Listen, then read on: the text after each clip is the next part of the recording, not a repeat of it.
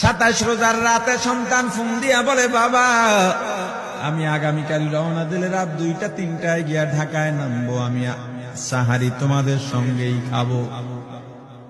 মা বসে আছে, মায়ের সন্তানের বাবাও বসে আছে, সন্তান আসবে।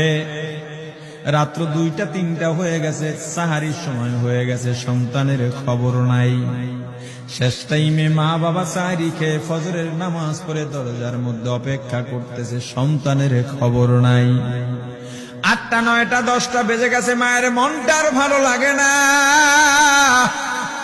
স্বামীকে ডেকে বলে, স্বামীরে আমার সন্তান কই, আমার মনটা ভালো লাগে না, একটা ফোন লাগাও। স্বামী ডাক দিয়া বলে, চিন্তা করো না, ঈদের সময় যানজট থাকতে পারে, চলে আসবে।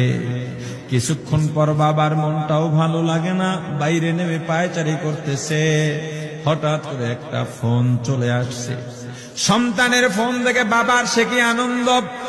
ফোন রিসিভ করে যখনই সালাম দিল, অপর প্রান্ত থেকে সালামের উত্তরে সন্তানের কণ্ঠ পাওয়া যায় না। বাবা ডেকে বললেন, বাবা তুমি কে? এটা তো আমার সন্তানের কণ্ঠ নয়, তবে মোবাইলটা আমার সন্তানের। ওপার থেকে ডাক দেয়া বলে, আপনি কি এই লোকে, এই মোবাইলওয়ালার বাবা? বলে, হ্যাঁ। আপনি এখনো বাড়িতে কি করেন? আপনার যেই সন্তান ঢাকা থেকে গাড়ি নিয়া 2500-এর দিকে রওনা দিয়েছিল, ওই গাড়িটা 2500 পৌঁছতে পারে নাই। পথিমধ্যে সংঘর্ষে রাস্তার মধ্যেই অনেকগুলো মানুষ মারা গেছে, অনেক যুবকও তার মধ্যে আছে। রাস্তার পাশে সাদা কাপড় দিয়া ঢাকা। দেখেন আপনার সন্তান এই লাশের মধ্যে আছে কিনা। মোবাইলটা আমি রাস্তার পাশে পড়ে পাইলাম। বাবা পাগলের মতো একটা দৌড় দিছে। মা মনে করছে সন্তান বুঝি কাছাকাছি চলে আসছে। অন্যান্য সন্তানদের ডাক দেয়া বলে, তোরা কে, কোথায়, এদিকে আয়, তোদের ভাই বুঝি কাছাকাছি আসছে। আমার কলিজার টুকরা সন্তান, তোর বাবা যে আগায় আনতে গেছে, তাড়াতাড়ি নতুন চাদর বিছা, বালিশের কভার গুলো খুলে নতুন কভার লাগা, পানি গরম বসা, আমার সন্তান এসে গোসল করবে। আহারে সবাই ফুলের মেলা, ফুলের তোড়া নিয়ে অপেক্ষা করতেছে। 4টা বছর কলিজার টুকরা বাড়িতে নাই, বিদেশ থেকে আসবে। বাবা স্পটে গিয়া দেখেন অনেকগুলো লাশ সাদা কাপড় দিয়া ঢাকা। একটা একটা মাথার উপর থেকে কাপড় উঠান আর কৌতূহল বাড়তেছে, কাপড় উঠান আর কৌতূহল বাড়ে। হঠাৎ তাকায় দেখে কলিজার টুকরা সন্তান লাশের মিছিলে শামিল হয়ে গেছে। বাবা সন্তানকে ধরে কাঁদেন আর বলেন, বাবা এত আদর আপ্যায়ন তোর জন্য, এত প্রস্তুতি রে বাবা। তোর মা তোর পথে বসে আছে রে বাবা, কি জবাব দিব বল?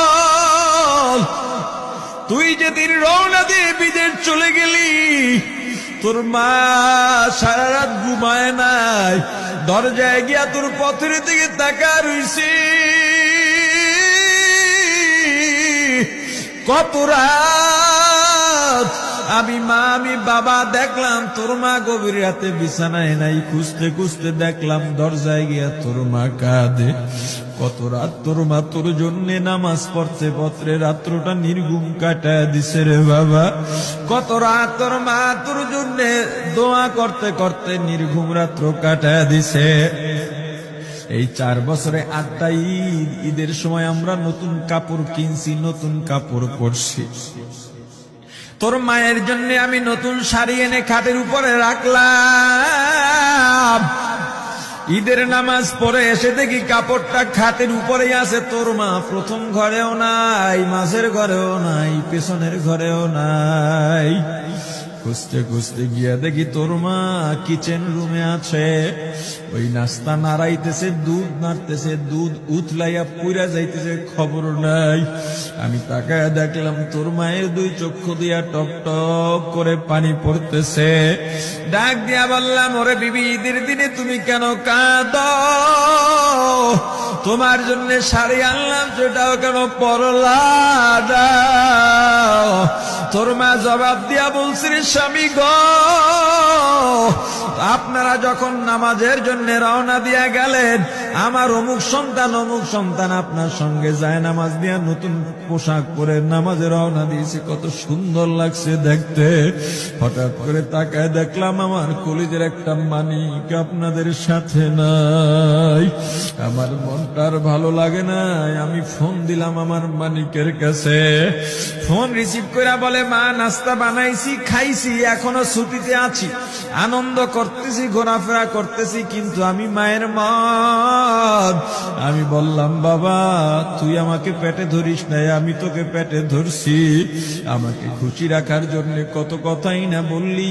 ঈদের টাকা পাঠাইলি, তোর টাকা দিয়া তোর বাবা জামা কিনছে, তোর ভাইরা জামা কাপড় কিনছে, তোর টাকা দিয়ে পরিশ্রমের টাকা দিয়ে আমার শাড়ি কিনছে, গহনা কিনছে, কিন্তু তোর পাশে আমি হাতুড়ের বাড়ির শব্দ কেন পাই?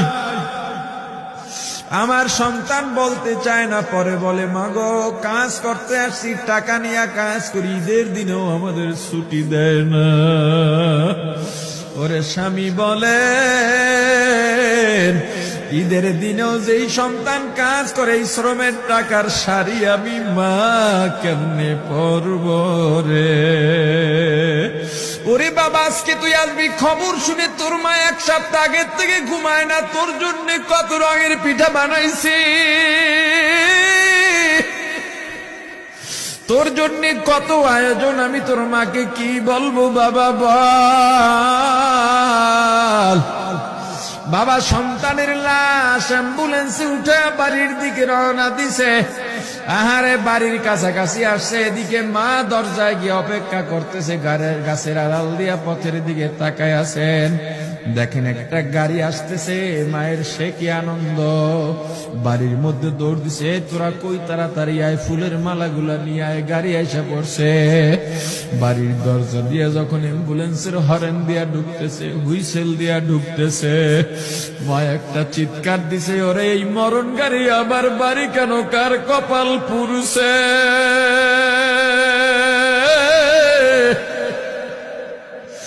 অ্যাম্বুলেন্সের দরজা খুলে তাকায় দেখে কলিজার টুকরা সন্তান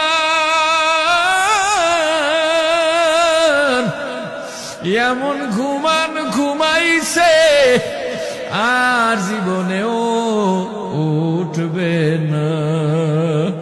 মা কাঁদেন আর বলেন, ওরে বাবা এটা তোর বিছানা নয়, নতুন চাদর বিছাইছি। বোন কান্দে আর বলে, ভাই আরে তোর জন্য ফুলের মালা পরাইছি, ফুলের মালা বানাইছি, একটু মালা পরাবো। মা ডেকে বলেন, রে সন্তান 4টা বছর আমি তোর